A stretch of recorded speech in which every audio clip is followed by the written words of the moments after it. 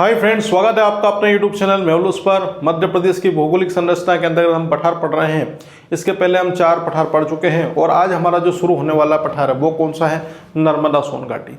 नर्मदा सोन घाटी पठार की क्षेत्र के अंतर्गत क्या विशेषता रहेंगे, कौन से जिले इसमें शामिल है, क्या फसल उत्पादन होगा और कौन कौन से खनिज यहाँ पर पाए जाएंगे, इसके बारे में विस्तृत चर्चा हम शुरू करते हैं। तो देखते हैं आपका नर्मदा सोन घाटी की अगर मैं बात करता हूँ तो स्पष्ट दिमाग में एक छाप डाल लीजिए आप लोग कि नर्मदा है तो नर्मदा क्षेत्र आएगा और सोन है तो आपका कुछ क्षेत्र आपका सोन नदी के आसपास का। तो नर्मदा और सोन घाटी मतलब ये जो नदियां हैं जो घाटियों से प्रभावित होती है वो क्षेत्र ही क्या होगा, वही आपका नर्मदा सोन घाटी कहलाएगा। तो नर्मदा सोन घाटी पठारी की अगर मैं बात करता हूं तो ये मध्य प्रदेश के किधर मौजूद है? मध्य प्रदेश के मध्य में मौजूद है। तो ये मध्य प्रदेश का एक क्षेत्र मौजूद है आपका। तो ये मध्य प्रदेश के बिल्कुल मध्य में कौन मौजूद है? आपकी नर्मदा सोन घाटी। और नर्मदा सोन घाटी की अगर मैं बात करता हूं तो ये इसके उत्तर में कौन है? विंध्याचल पर्वत श्रेणी। और दक्षिण में कौन सा है? सतपुड़ा या फिर मेकल श्रेणी। इसके बारे में पहले भी चर्चा कर चुके हैं हम लोग कि नर्मदा सोन घाटी जो है वो मध्य प्रदेश के बिल्कुल मध्य में मौजूद है। लेकिन मध्य प्रदेश की इस नर्मदा सोन घाटी के उत्तर में, ये उत्तर में कौन सी पर्वत श्रृंखला चल रही है? आपकी विंध्याचल पर्वत श्रृंखला है। इसके पहले वाले वीडियो में मैंने बताया था कि मध्य प्रदेश के मध्य से होकर गुजरने वाली पर्वत श्रृंखला कौन सी है। तो मध्य से अगर पूछता है तो विंध्याचल पर्वत श्रृंखला लगाना है, लेकिन प्रश्न का प्रारूप चेंज करते हुए अगर पूछता है कि मध्य प्रदेश की नर्मदा सोन घाटी के उत्तर में, क्योंकि ये नर्मदा सोन घाटी है ना, ये उसका उत्तरी वाला भाग है, तो इसमें कौन सा है? विंध्याचल पर्वत श्रेणी। और इसके अंतर्गत ये आपका जो दक्षिण क्षेत्र है ये किसका है? ये आपका सतपुड़ा मेकल श्रेणी। सतपुड़ा पर्वत हमने देखा था, उसके अंतर्गत हमने विस्तृत रूप से चर्चा की थी। लेकिन अब इसके बाद ही क्या आएगा? सतपुड़ा का पठार। तो एक बार और हम अच्छे से कर लेंगे तो हमारी तैयारी और अच्छे से पुख्ता हो जाएगी। तो नर्मदा सोन घाटी का देखा मध्य में मौजूद है और नर्मदा सोन घाटी के उत्तर में विंध्याचल पर्वत श्रेणी लगी हुई है, जबकि दक्षिण वाले भाग में कौन है? तो वहां पर आपका सतपुड़ा पर्वत श्रेणी के अंतर्गत आने वाले भाग है। ये दक्षिण वाला भाग मैंने आपको बताया है। यहाँ पर आगे बढ़ते हैं और देखते हैं इसका क्षेत्रफल कितना है। 86,000 किलोमीटर स्क्वायर इसका क्षेत्र है। या मध्य प्रदेश के 26% भूभाग पर यह फैला हुआ है। तो क्षेत्र खासा विस्तृत है इसका, क्योंकि नर्मदा नदी है और सोन नदी, इनका प्रवाह क्षेत्र भी ज्यादा है। तो नर्मदा नदी की अगर मैं बात करता हूं तो आपके कितने 16 जिलों से हमने इसको प्रवाहित किया था, देखा भी था डिटेल में। तो इसकी कुल लंबाई की अगर बात करें तो ये 13-12 है। लेकिन यहाँ पर आप पठारी क्षेत्र की बात कर रहे हैं या घाटी क्षेत्र की बात कर रहे हैं तो वहां पर थोड़ा सा ये ध्यान रखना है कि इसका जो कुल क्षेत्रफल पूछता है तो 86,000 किलोमीटर स्क्वायर है और ये मध्य प्रदेश के 26% भूभाग पर पाया जाता है। ठीक, ये आपका ये जो संरचना बनी हुई है ये आपका 86,000 किलोमीटर स्क्वायर तक के दायरे में जाएगी और मध्य प्रदेश के 26% भूभाग पर रहेगी। मध्य प्रदेश का सबसे निचला भूभाग है और दूसरा सबसे बड़ा पठार है। पहले पॉइंट ये देख लेंगे कि मध्य प्रदेश का दूसरा सबसे बड़ा भाग है कौन सा? ये आपका नर्मदा सोन घाटी, क्योंकि नर्मदा सोन घाटी है वो आपका 26% भूभाग पर फैला हुआ, जबकि इसके पहले मालवा का पठार पड़ा था जो मध्य प्रदेश का सबसे बड़ा पठार है। और मालवा का पठार जो है वो मध्य प्रदेश के लगभग 28% से ऊपर वाले भाग का मौजूद था आपका। मतलब आपने देखा था उसमें 88,000 के आसपास जो क्षेत्र था वो किसमें देखा था आपने? मालवा का पठार। तो मालवा का पठार सबसे बड़ा पठार। उसके बाद जो मध्य प्रदेश का दूसरा सबसे बड़ा पठार आता है वो कौन सा है? नर्मदा सोन घाटी पठार है। और नर्मदा सोन घाटी पठार की विशेषता पढ़ने के बाद ही अब ये ध्यान रखना है कि नर्मदा सोन घाटी है वो मध्य प्रदेश का क्या है? सबसे निचला, ये लिखा है यहाँ पर, मध्य प्रदेश का सबसे निचला भूभाग है। अब निचला भूभाग तो आप लोग इस तरह से मत समझ लेना कि सर ये तो यहाँ पर निचला भूभाग कहाँ हो गया, इसके नीचे तो सतपुड़ा का पठार है। ये ना मैप आपका खड़ा है, इसको क्या करना है आपको? इस तरह से जब आड़ा करेंगे ना तो क्या होगा, ये सबसे गहरा या निचले वाले भाग की बात कर रहे हैं, ना कि नीचे वाला इस वाले नीचे वाले भाग की बात कर रहे हैं। इस वाले मैप को जब मैं उठा के इस तरह से कर देता हूं, सबसे जो गहरी संरचना है, जो गड्ढे वाली जो संरचना है वो कहां पर बनती है? तो वो आपका ये निचला वाला भाग बनाएगा नर्मदा सोन घाटी। सतपुड़ा भले आपको यहाँ पर मैपिंग में दिख रहा है, लेकिन सतपुड़ा है वो क्या है? पर्वत वाला भाग है, तो वो तो ऊंचा हुआ भाग मिलेगा आपको यहाँ पर। तो प्रश्न का प्रारूप को समझना है, यहाँ तक इस तरह से मैप में समझते हुए चलना है। तो सतपुड़ा पर्वत श्रृंखला उसके नीचे वाले भाग में मौजूद है, जबकि जो नर्मदा सोन घाटी है इसकी विशेषता ये है कि ये मध्य प्रदेश का सबसे निचला भूभाग और मध्य प्रदेश का दूसरा सबसे बड़ा घाटी वाला क्षेत्र है, पठारी क्षेत्र है। बात करते हैं जिलों की, कौन कौन से जिले लगे हैं? अनूपपुर है, मंडला है, डिंडोरी, नरसिंहपुर, जबलपुर, कटनी, रायसेन के साथ में आपका कौन? ये सीधी भी लिख दिया है। क्यों? सीधी का क्या काम यहाँ पर? सीधी का काम इसलिए है क्योंकि यहाँ से जो क्षेत्र बनता है आपका कौन सी नदी का बनता है? सोन नदी का। क्योंकि ये ऑप्शन में आएगा आपका कि नर्मदा सोन घाटी के अंतर्गत कौन सा जिला आता है तो वहाँ पर अगर आपको सीधी आए तो बिल्कुल सीधी क्या होगा, सही हो जाएगा। क्यों? क्योंकि सही इसलिए बनेगा क्योंकि ये आपकी नर्मदा और सोन के अंतर्गत आता है। सोन नर्मदा में नहीं आ रहा लेकिन किस में आ रहा है, सोन घाटी के अंतर्गत आ रहा है, इसलिए इंपॉर्टेंट फैक्ट बन जाता। नहीं तो अगर जैसे सीधी ऑप्शन में आ भी गया तो आप उसको क्या कर देंगे, गलत कर देंगे। वहाँ पे भले आपको नर्मदा सोन घाटी नाम दिया है तो आप नर्मदा की दिशा के अनुरूप जिले बनाएंगे, लेकिन फिर गड़बड़ी यहाँ पे हो जाएगी कि यहाँ पर जो सीधी है उससे नर्मदा का कोई संबंध नहीं है, लेकिन जो सीधी जिला है उससे ही आपका सिंगरौली हुआ है, और उस सीधी सिंगरौली शहडोल वाला जो क्षेत्र हमने देखा था वहीं से कौन सी घाटी गुजरती है, आपकी सोन घाटी गुजरती है। तो प्रश्न के प्रारूप को यहाँ से थोड़ा सा चेंज करते हुए समझना है कि ये जो सीधी है ये भी आपका नर्मदा सोन घाटी के अंतर्गत आता है और मुख्य रूप से सोन घाटी में। सीहोर, धार, खंडवा, खरगोन, अलीराजपुर और बड़वानी। एक तरीके से अगर देखा जाए तो वो क्रम बन रहा है जिस प्रकार से हमने देखा था कि नदी जो आपकी नर्मदा उसका प्रवाह क्षेत्र कहाँ से आ रहा था, उद्गम स्थल कहाँ था। तो अमरकंटक अनूपपुर से निकल के आपकी डिंडोरी, मंडला, उसके साथ में आपका कटनी, जबलपुर, इसकी सीमा बनाते हुए कहाँ पर नरसिंहपुर जाती है। नरसिंहपुर से आपका रायसेन वाला क्षेत्र, रायसेन में मैंने स्पेशल बताया था सबसे बड़ी जो सीमा है वो रायसेन जिले की बनाती है, सबसे बड़ा अपवाह क्षेत्र मौजूद जबलपुर जिला है। तो आपका नरसिंहपुर के बाद आता है कौन सा, रायसेन के बाद ही आपका सीहोर लगता है। कुछ भाग देवास का भी आता है क्योंकि मैंने बताया था कि एक मध्य प्रदेश के अंतर्गत एक नाभि स्थल वाला भाग मौजूद है नर्मदा का, उसका नाम क्या है, नेमावर। नेमावर है वो अभी आपका नर्मदा सोन घाटी के क्षेत्र के अंतर्गत आता है, लेकिन जो देवास जिला है वो मुख्य रूप से किस पठार का भाग है, तो वो आपके मालवा के पठार का भाग है, क्योंकि जो मालवा का पठार है वो आपके पश्चिम में है और देवास भी है वो मध्य प्रदेश के मालवा पठार के बिल्कुल पश्चिम वाले भाग में मौजूद है। तो प्रश्न को इस तरह समझ लेना है आप लोगों को। अगर देवास भी आ जाता है नर्मदा सोन घाटी के क्षेत्र में, अगर ऑप्शन डी भी देता है तो आपको गलत नहीं करना है। इसलिए गलत नहीं करना है क्योंकि वहां पर नेमावर पड़ जाता है और उस नेमावर नाभि स्थल से ही क्या होती है, नर्मदा नदी का प्रवाह हो जाता है। सीहोर, धार, खंडवा, खरगोन, अलीराजपुर और बड़वानी, ये क्या है, जिले। मतलब आपकी दिशा यहाँ पर से पूरी तरीके से क्लियर हो गई होगी। कहाँ से, खंडवा खरगोन तो पता ही है आपको, यहाँ पर ओमकारेश्वर पढ़ा है आप लोगों ने। खरगोन जिले के अंतर्गत भी हमने विस्तृत संरचना देखी थी। अलीराजपुर से महाराष्ट्र में प्रवेश कर जाती है और बड़वानी आपका बावन गजा वगैरह सब चीज़ें हमने पढ़ी यहाँ पर। तो प्रवाह क्षेत्र मेरे हिसाब से कोई समस्या नहीं आनी चाहिए। तो नर्मदा सोन घाटी है वो मध्य प्रदेश के बिल्कुल मध्य में मौजूद है, और यह अगर बात करते हैं नर्मदा सोन घाटी की तो इसके उत्तर में विंध्याचल पर्वत, आपके दक्षिण में आपका सतपुड़ा पर्वत श्रेणी आती है। मध्य प्रदेश का दूसरा सबसे बड़ा भूभाग होगा क्योंकि इसका क्षेत्रफल है वो 86,000 किलोमीटर स्क्वायर के दायरे में आता है, जो मध्य प्रदेश के 26% भूभाग पर मौजूद है। अगर मैं बात करता हूँ किसकी, इस नर्मदा सोन घाटी के अंतर्गत अन्य बातों की, तो सबसे निचला भूभाग कौन सा है, तो सबसे निचला भूभाग आपका नर्मदा सोन घाटी बताना है, अभी मैंने आपको बता दिया था। जिलों की अगर बात करते हैं तो जिला वहीं से शुरू कर देना जहां पर अमरकंटक आपने शुरू किया था। अनूपपुर, मंडला, डिंडोरी, उसके साथ में ही आपका कौन सा, जबलपुर, कटनी, नरसिंहपुर, रायसेन, सीहोर। सीधी मैंने लिखवा है सोन के संदर्भ में, उसके साथ में आगे बढ़ जाना और बढ़ते हुए बता देना आपका कौन सा जिला, ये सीहोर, धार। खंडवा खरगोन तो आना ही है, बड़वानी और अलीराजपुर भी आपका आ जाएगा। तो ये प्रवाह क्षेत्र में मौजूद है। इसके अंतर्गत ये डायरेक्शन तो मैंने आपको पहले ही क्लियर करवा दी थी उस समय जब नदियों का उद्गम स्थल हमने पढ़ा था। ये आपका अमरकंटक अनूपपुर से ये जो प्रवाह क्षेत्र चल रहा है आपका इस तरह से, ये आपका यहाँ तक अलीराजपुर तक चले जाएगा। ये बड़वानी की कुछ सीमा बनेगी, यहाँ पर अलीराजपुर आ जाएगा, यहाँ तक हुआ। अब आगे आता है औसत ऊंचाई की बात करते हैं। तो औसत ऊंचाई 300 मीटर है। औसत ऊंचाई कम क्यों है, क्योंकि इसलिए कम है क्योंकि ये मध्य प्रदेश का सबसे निचला भाग है। अब पॉइंट क्लियर हो गया होगा। अभी तक देखा था तो अधिकतर 350 से 400, कोई 500 से 600 तक जा रही थी, इतनी मीटर ऊंचाई हमने देखी थी। मध्य भारत पठार, मालवा पठार में भी हमने देखा था 600 तक जा रही थी। लेकिन ये वाला जो पठारी क्षेत्र है आपका कौन सा, रीवा पन्ना, उसका भी हमने देखा था 350 से लेकर 400 मीटर के।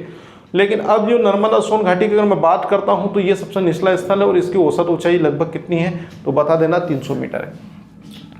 नर्मदा घाटी एक भ्रंश घाटी, ये बहुत इंपॉर्टेंट क्वेश्चन है और पिछली आपकी 2017-18 के आसपास जो एमपीपीएससी आई थी उसमें क्वेश्चन भी आया था कि कौन सी नदी भ्रंश घाटी से होती हुई बहती है। तो नर्मदा नदी भ्रंश घाटी से होती हुई बहती है, जिसे हम रिफ्ट वैली के नाम से भी जानते हैं।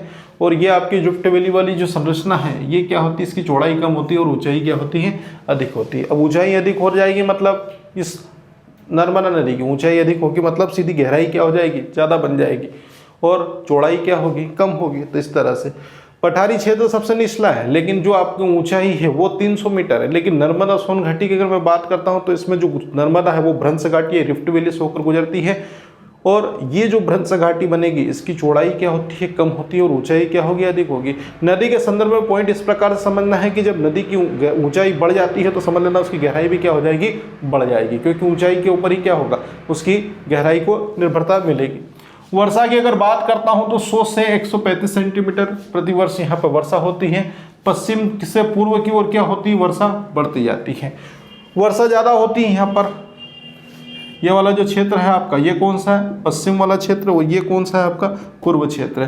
तो इस वाले क्षेत्र से जैसे आप ऊपर की ओर लेके जाएंगे तो इस वाले क्षेत्र में क्या होगा, यहाँ से आपका क्या होगा, वर्षा की मात्रा क्या होगी, बढ़ जाएगी। ये अब आपका मालवा पठार मध्य भारत में क्या होगी, वर्षा की मात्रा कम हो जाएगी। क्यों, क्योंकि इनके समुद्र तल से जो समुद्र है उससे क्या है, आपकी दूरी क्या है, अधिक है।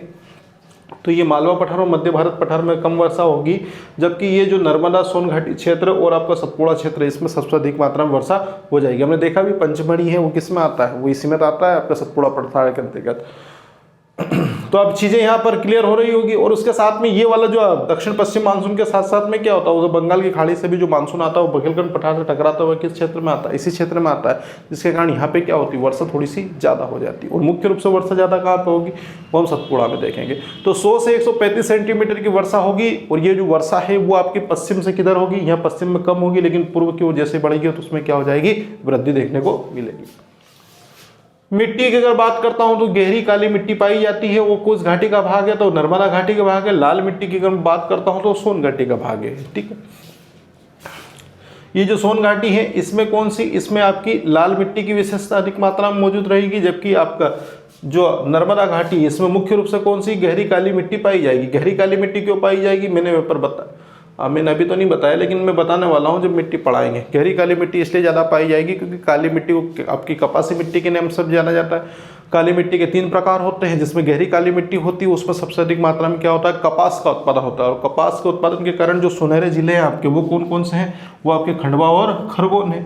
तो इसके हिसाब से याद रखना कि खंडवा और खरगोन है, ये भी किसका भाग है, नर्मदा सोन घाटी का भाग है, और विशेष रूप से नर्मदा घाटी में आते हैं। तो यहाँ पर मुख्य रूप से कौन सी मिट्टी पाई जाती है, यहाँ पर आपकी गहरी काली मिट्टी पाई जाती है।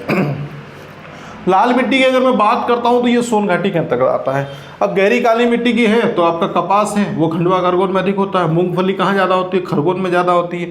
तो आपका गेहूं है, सोयाबीन, नकदी एवं जायद फसल, ये सब जो फसल है ये कहाँ पर होती है, तो ये आपके नर्मदा सोन घाटी क्षेत्र में होती है। तो क्लियर हुआ, गहरी काली मिट्टी नर्मदा के अंतर्गत, लाल मिट्टी वो सोन घाटी के अंतर्गत मिलेगी। और आपकी जो नर्मदा के अंतर्गत गहरी काली मिट्टी है इसमें आपका कपास का उत्पादन ज़्यादा मात्रा में होगा और मूंगफली का, और ये मुख्य रूप से खंडवा और खरगोन डिस्ट्रिक्ट में आपको मिलेगी। उसके साथ में जायद और नकदी फसल सोयाबीन और गेहूँ तो आपको मिलेगा ही मिलेगा। आगे बात करते हैं, अत्यधिक उत्पादन के कारण ये जो आपका नर्मदा सोन घाटी, इसे क्या कहा जाता है, राज्य की अन्न पेटी कहा जाता है। राज्य की क्या कहते हैं, अन्न पेटी। प्रश्न जैसा भी घुमा के पूछे वैसा आंसर दे देना है आप लोगों को। जैसे आपका मध्य प्रदेश की गेहूं की डलिया, तो वो आपका, या फिर वो हमने एक अलग अलग पॉइंट अलग अलग पढ़े हैं यहाँ पर, होशंगाबाद पे आ जाएगा, जिला पूछेगा तो मालवा पठार क्षेत्र में संदर्भ में अलग क्वेश्चन पूछा है। लेकिन यहाँ पर उत्पादन के कारण अगर क्या पूछता है, राज्य की अन्न पेटी पूछ लेता है। राज्य की अन्न पेटी की बात कर रहा हूँ, गेहूं की डलिया की बात नहीं कर रहा हूँ। तो राज्य की अन्न पेटी की बात करते हैं तो अत्यधिक उत्पादन के कारण राज्य की अन्न पेटी किसे कहा जाता है, नर्मदा सोन घाटी को। मध्य प्रदेश में सर्वाधिक जायद की फसल कहाँ होती है, तो मध्य प्रदेश में सर्वाधिक जायद की फसल है वो कहाँ पर होगी, तो आपका नर्मदा सोन घाटी में। जैसे ककड़ी हो गया, खीरा हो गया, तरबूज, और ये तो ककड़ी, खीरा, तरबूज, खरबूजा, और आपके जो भी आपके ज़्यादा पानी वाले जो आइटम हैं जो गर्मी के दिनों में आप यूज़ करते हैं, वो आपके कहाँ पर होते हैं, वो जायद फसल के अंतर्गत आते हैं और आपका नर्मदा सोन घाटी में बनेंगे। मालवा के पश्चात ये आया आपका ना, मालवा के पश्चात राज्य के कृषि उत्पादन में दूसरा सबसे समृद्ध क्षेत्र कौन सा है, यह क्वेश्चन बनेगा इंपॉर्टेंट। जैसे खंडी से संदर्भ में पूछ लेगा तो सतपुड़ा क्षेत्र, और उसके बाद में आपका आगे दूसरा वाला पूछ लेगा। तो यहीं पे पूछ लेगा कि फसल उत्पादन में मुख्य रूप से मालवा है, लेकिन मालवा के पश्चात दूसरा जो सबसे अधिक उत्पादन करने वाला जो क्षेत्र है वो कौन सा है, तो आपका नर्मदा सोन है। मालवा के पश्चात राज्य में कृषि उत्पादन में दूसरा सबसे समृद्ध क्षेत्र आपका ये हो गया, कौन सा, नर्मदा सोन घाटी। अब मैं बात कर रहा हूं किसकी, वन संपदा की। तो वन संपदा प्रमुख रूप से कौन कौन सी मौजूद होगी, साल, सागौन और तेंदुपत्ता। ये साल का नाम तो सुना ही है आप लोगों ने। साल के संदर्भ में मैंने बताया था कि रेलवे स्लीपर कारखाना कहाँ पर है, बुधनी में, और वहाँ पर जो रेलवे स्लीपर बनते हैं वो किस लकड़ी के बनाए जाते हैं, साल के बनाए जाते हैं। सागौन जो है वो सागौन कहाँ पाए जाते हैं, तो सागौन आपका मुख्य रूप से बोरी अभ्यारण्य में पाए जाते हैं, और बोरी अभ्यारण्य आपका होशंगाबाद में आता है, और विश्वविख्यात है किसके लिए, सागौन वृक्ष के लिए। तेंदुपत्ता मध्य प्रदेश सर्वाधिक उत्पादन करता है और इसका बीड़ी उपयोग में उपयोग किया जाता है। वन उत्पाद संबंधी योजनाएं मैंने पढ़ाई थी, पुरस्कार पढ़ाए थे, और वन उत्पाद जितने भी थे वो सब हमने देखे, तो उसमें आप जाके देखिए वीडियो सीरीज में, वहाँ आपको सब डिटेल मिल जाएगी कौन सा वृक्ष कहाँ पर किस यात्रा में ज़्यादा पाया जाता है। हुआ साल, सागौन, तेंदुपत्ता है, और विश्व विख्यात सागौन के लिए कौन है आपका, ये कौन सा, बोरी अभ्यारण्य। खनिज संपदा की बात करता हूँ, बॉक्साइट का उत्पादन सर्वाधिक मात्रा में कहाँ होता है, तो अनूपपुर में होता है। ये बहुत इंपॉर्टेंट क्वेश्चन है। बॉक्साइट क्या, तीनों के तीनों बहुत इंपॉर्टेंट क्वेश्चन है जो आपके आने वाले हैं। खनिज से संबंधित अलग से क्वेश्चन आपका वीडियो बनेगा, उसमें हम देखेंगे विस्तृत रूप से चर्चा, लेकिन अभी हम सिर्फ पठारी क्षेत्र के अनुरूप देख रहे हैं। तो बॉक्साइट है, बॉक्साइट का सर्वाधिक मात्रा में उत्पादन कहाँ होता है, वो आपका अनूपपुर में होता है। ये क्या होता है, एल्यूमिनियम का क्या होता है, अयस्क वगैरह पढ़े होंगे आप लोगों ने। उसके साथ में संगमरमर क्या है, तो संगमरमर आपका कैल्शियम कार्बोनेट जो होता है वो क्या आता है, वो जबलपुर में ज़्यादा सफ़ेद संगमरमर, जो संगमरमर राजधानी हमने बेड़ाघाट पढ़ा है। उसके साथ में हमने धुआंधार जलप्रपात भी पढ़ा है, तो सब चीज़ें हमने यहाँ पर क्लियर की है। संगमरमर कहाँ पर है, जबलपुर। और ये आपका कौन सा है, टंगस्टन। टंगस्टन मतलब वो जो बल्ब होता है उसकी जो बत्ती होती है जिसे हम फिलामेंट बोलते हैं, तो बल्ब का फिलामेंट बनाने में किसका उपयोग करते हैं, टंगस्टन का। टंगस्टन का उपयोग क्यों करते हैं, क्योंकि इसका जो गलने की जो क्षमता वो क्या होती है, मतलब इसका जो ताप सहन करने की क्षमता वो क्या होती है, ज़्यादा होती है। इसके कारण ये जलता, आपका गलने की जो मतलब जो गलता है वो बहुत लेट गलता है, जिसके कारण इंपॉर्टेंट क्वेश्चन बन जाएगा कि टंगस्टन है वो होशंगाबाद में, संगमरमर आपका जबलपुर में, और बॉक्साइट है वो आपका अनूपपुर जिले में प्रमुख रूप से उत्पादन होता है। ये हमने देख ली विस्तृत जानकारी। आपको थोड़ा सा क्विक रिवीजन ले लेते हैं। किसका संदर्भ में, नर्मदा सोन घाटी, मध्य प्रदेश के बिल्कुल मध्य में मौजूद है। कौन सी, नर्मदा सोन घाटी। नर्मदा सोन घाटी के उत्तर में कौन सी है, तो विंध्याचल पर्वत श्रेणी है, और दक्षिण में है तो वो आपका सतपुड़ा मेकल श्रेणी है। अगर मैं बात करता हूं किसकी, नर्मदा सोन घाटी के, तो नर्मदा सोन घाटी का जो क्षेत्रफल वो आपका 86,000 किलोमीटर स्क्वायर का है, और जो मध्य प्रदेश के 26% भूभाग पर है। यह मध्य प्रदेश का सबसे निचला क्षेत्र है, जबकि मध्य प्रदेश का क्षेत्रफल में दूसरा सबसे बड़ा पठारी क्षेत्र आता है। कौन सा, नर्मदा सोन घाटी। उसके बाद जिले पूछता है, तो जिले वहीं से शुरू कर देना, अमरकंटक अनूपपुर से, तो मंडला, डिंडोरी, उसके साथ में ही आपका कटनी, जबलपुर, नरसिंहपुर, रायसेन, सीहोर, और सीधी मैंने लिखवा है सोन के संदर्भ में। उसके बाद आगे बढ़ते जाना और बता देना खंडवा, खरगोन, बड़वानी, अलीराजपुर, और कुछ बचे तो देवास क्षेत्र आता है, तो देमावर अगर आता है तो वो बता देना सीहोर और धार। बुधनी आपका और धार आपका मांडू की पहाड़ी, मांडू के महल इसके संदर्भ में टच होते हैं। औसत ऊंचाई 300 मीटर है। नर्मदा घाटी क्या है, भ्रंश घाटी है, रिफ्ट वैली से बहने वाली एक नदी है जो क्या होती है, इन भ्रंश घाटी से होकर गुजरती है, और भ्रंश वो क्षेत्र होता है जिसकी ऊंचाई क्या होती है, ये इस प्रकार से ऊंचाई अधिक और चौड़ाई कम होती है। वर्षा की अगर बात करता हूँ तो इस क्षेत्र में वर्षा 100 से 135 सेंटीमीटर पर ईयर होती है, लेकिन पश्चिम वाले क्षेत्र में कम होगी। पूर्व की ओर जैसे बढ़ेंगे वर्षा की मात्रा क्या होगी, बढ़ जाएगी। मिट्टी गहरी काली होगी नर्मदा घाटी के अंतर्गत, और लाल मिट्टी होगी वो सोन के अंतर्गत, सोन घाटी में। फसल कौन सी है, कपास, मूंगफली, गेहूं, सोयाबीन, नकदी जायद। कपास और मूंगफली कहाँ पर होती है, ये आपका गहरी काली मिट्टी में ज़्यादा, और कहाँ पर होती है, खंडवा और खरगोन में ज़्यादा होती है। अत्यधिक उत्पादन फसलों का, जिसके कारण राज्य की अन्न पेटी किसे कहते हैं, नर्मदा। तो राज्य की अन्न पेटी संदर्भ में क्वेश्चन आए तो हमें बिना किसी डाउट के कौन सा आंसर लगा देना है आपको, नर्मदा सोन घाटी।